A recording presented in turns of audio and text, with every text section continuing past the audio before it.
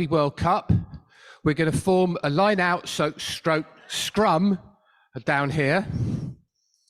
And we want to hear all your lovely adverts for jobs, cool ideas, problems for everybody, or whatever. As we said, the length of time you have to speak is proportional to the length of the queue. There's interesting gaming ways you can screw people over by fake people joining the queue to make someone's talk go shorter, or all sorts of games.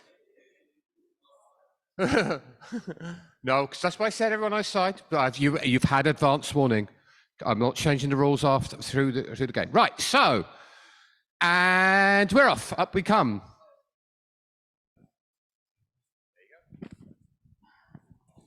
I stood there too early. I'm first. That was not my intention. I'd like to talk to you about Rosenpass. I brought some media. Rosenpass. It's a post-quantum VPN solution with a standalone implementation that sends its keys to WireGuard in the kernel. It provides hybrid security by sending the keys to WireGuard in the kernel, and the data transport is still handled by WireGuard itself, which makes it very efficient.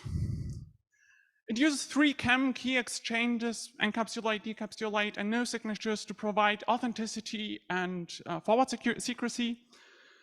And it's all free and open source software. There is a symbolic model, and the symbolic model is part of the open source repository, so we kind of treat it as part of the software itself. And it produces red and green output, check mark for it worked, and is green, cross and red for it didn't work. So I think that is the main result of our work, actually. Nice looking symbolic verification output.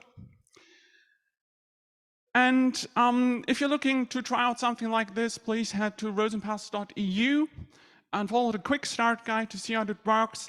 And we are looking for collaborations. If you're doing any high assurance cryptography stuff, we'd like to hear from you because we'd like to try out if it works as part of Rosenpass. And if it is good enough, we'd like to deploy it in the real world. And if I may, I have 2 more things to announce. Yeah, you got no time. I'm very, thank you very much. Go down that way, for safety. Yeah. Please, when you exit the stage, go down here, just so everyone doesn't trip over each other, and go. Okay, thank you. About a minute and a half. Hello, I'm from BTQ. So after the NIST PQ standardization, what is the next step? We need to migrate and to use the post-quantum cryptography. Here's a lot of research discussed about it. So there is another scenario that we are thinking about is that when you need to store a bunch of the signatures and the storage cost is very expensive, we have the solution for that.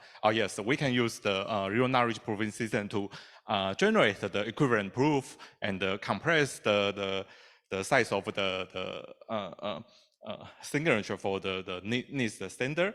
So our construction can achieve 12 times smaller in terms of the size of the proof. In the case of 2,000 signatures, and but there is no free lunch. What we need to pay for these benefits? Okay, so the proving time is very long. It takes around 30 minutes. That's why we need hardware. Right, and over to the next one.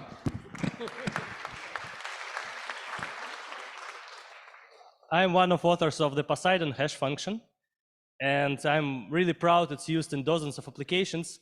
I'm a little bit less proud that all these usages are insecure.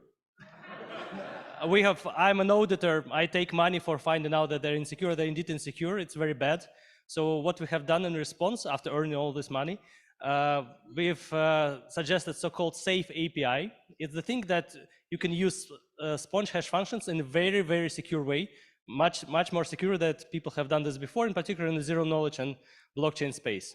So safe API, use it everywhere, just Google for it. It's a very nice thing. As a side effect, we have designed simple rules how to do your fiat shamir for your non-interactive protocols.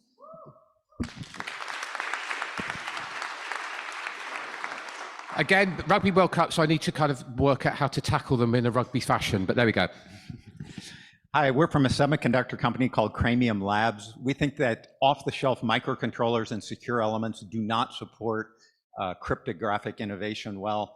You have, for example, credit card secure elements that are optimized for a fixed set of decades-old function at the lowest possible cost. Then you have general purpose microcontrollers like what's in this microphone, very flexible and useful, but they have not even rudimentary physical security. And both use floating gate memory, which is inherently fragile and examinable. So we're making a new type of secure MCU that is designed from the ground up as a platform for cryptographic innovation.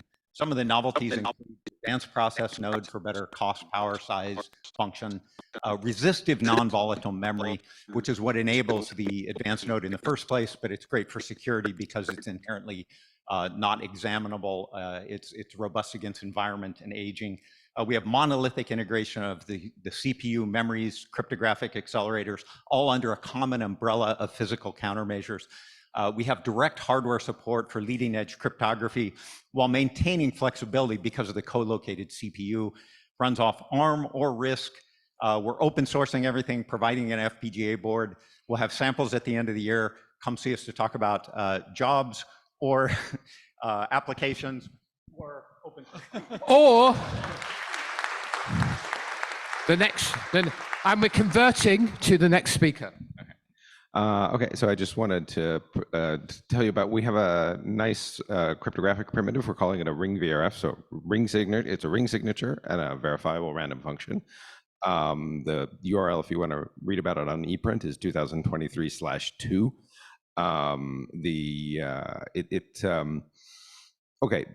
These things are very useful for identity. If you read Brian Ford's proof of personhood papers, you should have an idea how that works.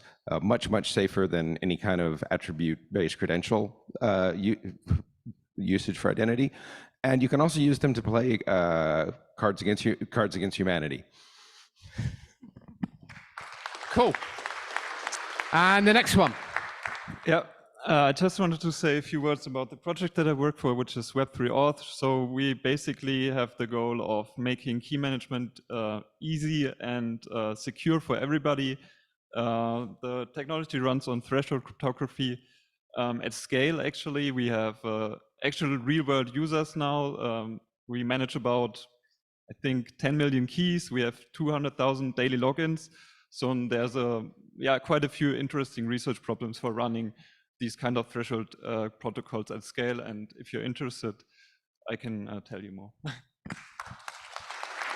Okay. And fire away. Hello, I just want to announce a very informal dinner tomorrow for all security auditors, or however you want to call yourself, security consultants, cryptography reviewers. There's a lot of names for that.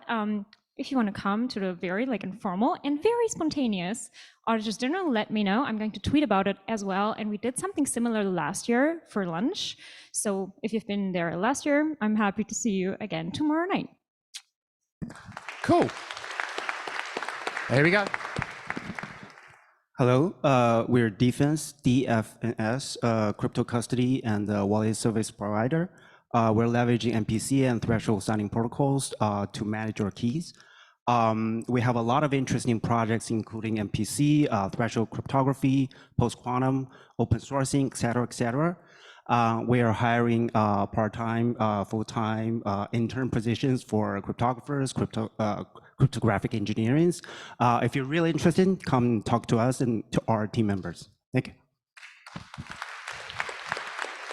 I couldn't recommend them more. Oops, sorry. Hi, I was pushed up here by my co-authors to advertise a paper we presented at FSE last week. In that paper, we present the first cryptanalysis and break a cipher called Half-Loop24. It's based off AES, and it's a 24-bit block cipher. It's interesting because it's actually specified in a US military standard in as late as 2017, and it's used for confidentiality and authentication in high-frequency radio automatic link establishment.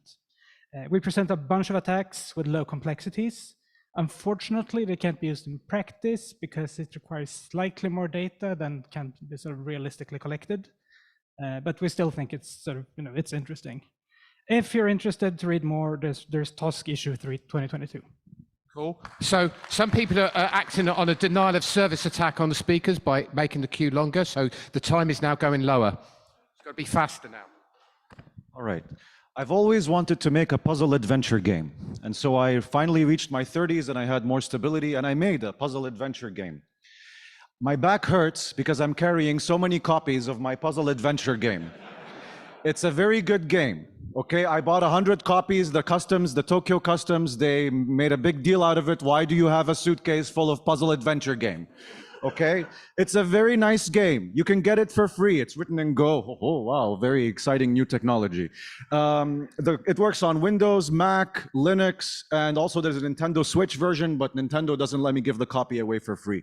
Come get a copy of my puzzle adventure game. It has an original soundtrack, over 4 interesting characters, over 100 levels. Just come take a copy because I need the luggage space to get gifts back.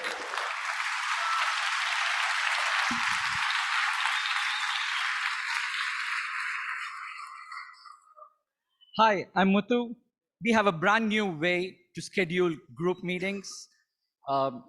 Just Google Meshcal. You can try it free today. You can schedule with any number of people, like no back and forth emails, no, when is meet, manual stuff.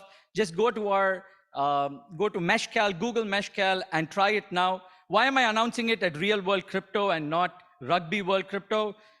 Well, because we use cryptography. And we use secure multi-party computation as you must. And they didn't stop me at immigration because my stuff is free. It's available online. Please try it. Thank you. Okay, go. Hi, I'm Conrad. And if you want to build a shiny new public key authenticated encryption protocol from a Nike and an AE, then I've got something for you. If that is the case, I'd like to draw your attention to a paper by François Dubrassard, Sabine Oechsner, and myself, where we proved just such a construction secure generically. The proof is machine checked by using EasyCrypt in a kind of interesting state-separating way. And we instantiated using the CryptoBox primitive from the NACL or Assault library. So if you find that interesting, just Google CryptoBox security proof or come talk to me or one of my co-authors. Thanks. Cool. And the next person to have a try at our Rugby World crypto thingy. Nicola Tuveri from the Network and Information Security Group at Tampere University in Finland. This is just a short advertisement. So we do a lot of things in our group, but I'm here to talk about the fact that we're involved in a project for integrating diverse software and hardware implementations of post-quantum cryptography algorithms in OpenSSL and Mozilla NSS via loadable modules to ultimately reach unmodified real-world applications. So we have PhD and postdoc positions to fill.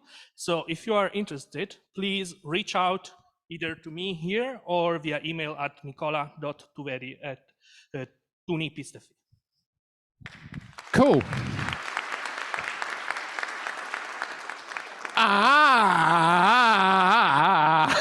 This means you can have a longer amount of time if you've got more people on stage. Great. I don't think we'll need it. Hi, I'm Matilda. Together with Akshaya, Chelsea, and Sylvia, I would just like to announce that tomorrow over lunch, there will be a meetup for women and gender minorities. So if you identify as any of those and you want to come, please join us on the 5th floor. So that's 2 floors up from here. Grab your lunch and we'll meet a quarter after lunch starts. Anything you want to add? Oh, yes, and you can look for us with these pink name tags. Yeah? That's tomorrow, yeah? Tomorrow. Yeah. That's tomorrow, yeah. And they'd like to stress that's definitely tomorrow, yeah. I'm Eduardo Moraes. I work at Lurk Lab. We are developing Lurk language for snarks, and it is based on Grove 16 and Nova as backend. And it's also implementing Poseidon, but it's not unsafe because our CTO is also a co-author of Safe API. And well, that's true. And we have IVC and we plan to support Supernova in the end of this year, which means that we have not only a universal circuit, but we will have flat circuits, which we call coprocessors. Please check out on GitHub our implementation. And that's it, thanks.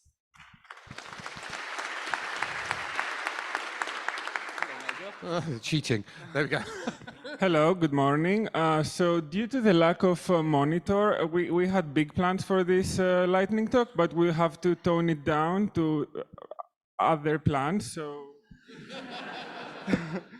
Hey Georgia, how much are 25 MSM over G2 in BLS 12? So 25 MSM of 25 in G1. So one field multiplication in G1 is 100 nanoseconds. Never mind. How much is 38 pairings? Okay, a pairing is 0.6 milliseconds, and then if you have 38, that's like 18 milliseconds, but then if you can amortize the... You can use Zcalc for this. Okay. You can type in the curve and the operation. Simple calculator, so I can open it up and write 28 here and type enter, and it tells me it is an MSM on G1 is 58.9 microseconds, and it's very easy to use. And it has graphs and a whole page about methodology and how we are able to estimate data for a different set of curves on different platforms and different libraries. Thank you. Thank you.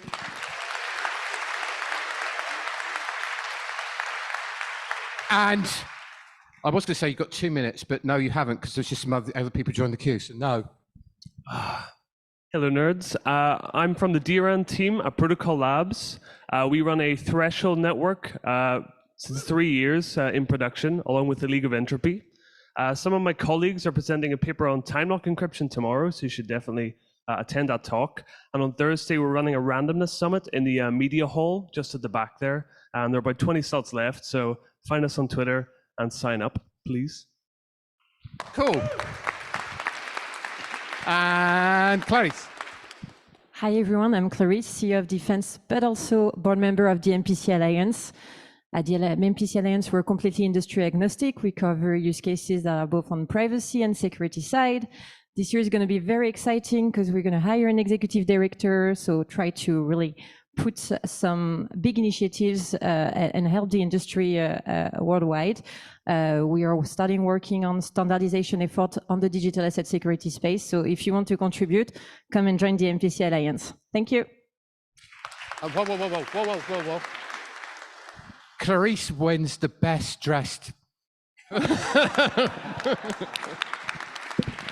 Hey, hello everybody. So as you may know, I heard it was customary in cryptography research to vote about things by whistling. I heard that's how AES got elected as the AES, you know. And we were discussing yesterday with Filippo and Strad and Jan about whether or not we should be doing a BLS, you know, the BLS signature, and how it requires like BLS dedicated curves, and it doesn't have a standard yet or whatsoever. And so would it be interesting to have like a draft or a proper standard for it? So if you think it's interesting, whistle, and maybe we will remember that later. And if you think it's not useful, just don't do anything. Okay, thank you. I think that answers the question.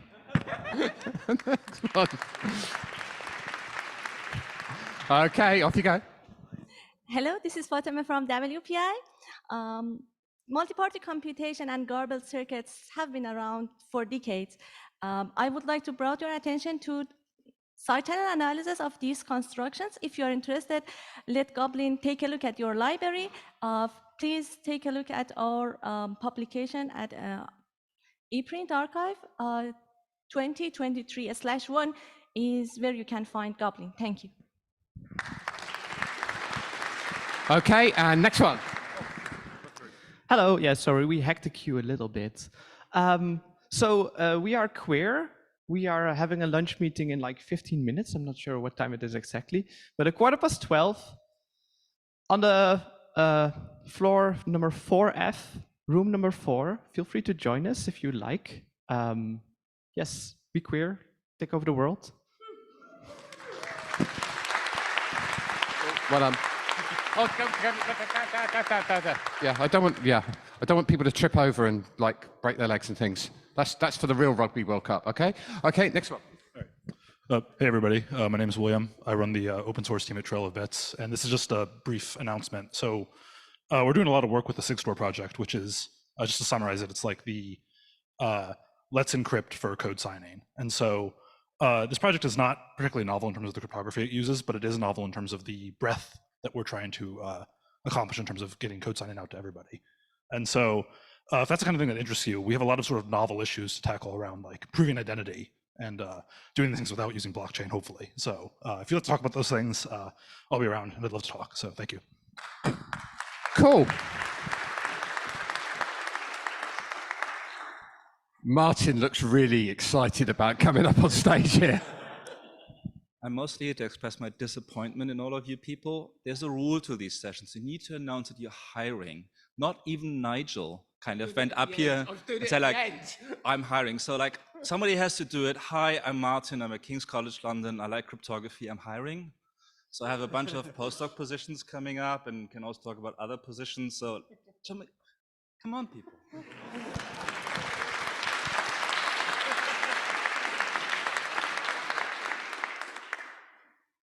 King's Kozik is hiring, always. Kozik, so always, everyone knows this, right? Every year, Kozik, wherever I'm employed, we're always hiring, you know? That's the joke for the last 15 years, and it will always be the joke. There we go. So, hi, I'm one of Nigel's students at Kozik. He listened, yeah. Yeah, so recently we developed the first ORAM scheme to be stateless and non-interactive for the client. So basically it allows ORAM to run on a mobile phone for the client.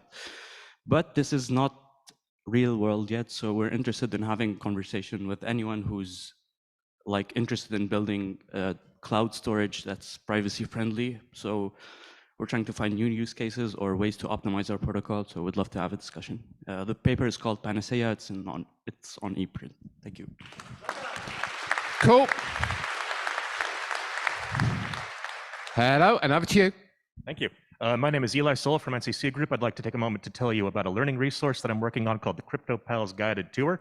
Now, CryptoPals needs no introduction. It's an outstanding problem set. Many people have completed it, learned a lot from it, and many more have gotten stuck and given up. And sort of the goal of this is not to be a walkthrough. It's not to replace working through the problems, but it is meant to be a companion piece that can help you learn more from them. Each video, you can find them on YouTube, CryptoPals Guided Tour. Each video starts with a discussion of the attack in theory, and then we move on to implementing it in practice with discussion of every step. We have beautiful animation starting with set 2. And this is meant as a learning resource, so it's only useful if we put it in front of the people that could actually learn from it. So if you find this interesting, then please check it out. If you know anyone who would find this interesting, then please consider forwarding it to them. And yeah, that's about all I have to say. So I'll yield the rest of my time. Thank you. Thank you. Our penultimate speaker. Oh, that's exciting. Hello, everyone. So I stood up here last year and I said, hey, I run CryptoHack and I need your help with post-quantum crypto challenges. And loads of people helped and gave me loads of ideas.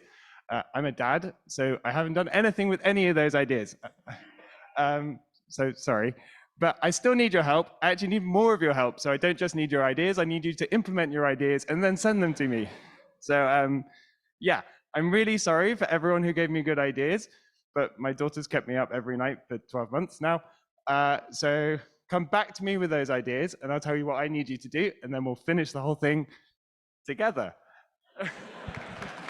Are you sure you don't need help changing nappies? No, I can do that. Hi, everyone. I am Erica. I work at EFF, but I'm talking on behalf of ISRG right now, which is that if you saw Sophia's talk earlier and you said, wow, that was some really cool crypto she made, but what if we could just like throw money at this problem to make it easier? ISRG, which is the organization that runs Let's Encrypt, has a service called DivvyUp, which does privacy preserving metrics. Currently, it's, very great, really cool crypto, great to see a non-colluding server, very exciting. But currently you have to pay to use it. So if you want small organizations to be able to use it, that would be great and be great for cryptography everywhere and let us all do more secure stuff everywhere. If you have a lot of money and you want to throw it at this problem to fund other companies to be able to have security, let me know and I will get you hooked up with the people who accept that money at ISRG.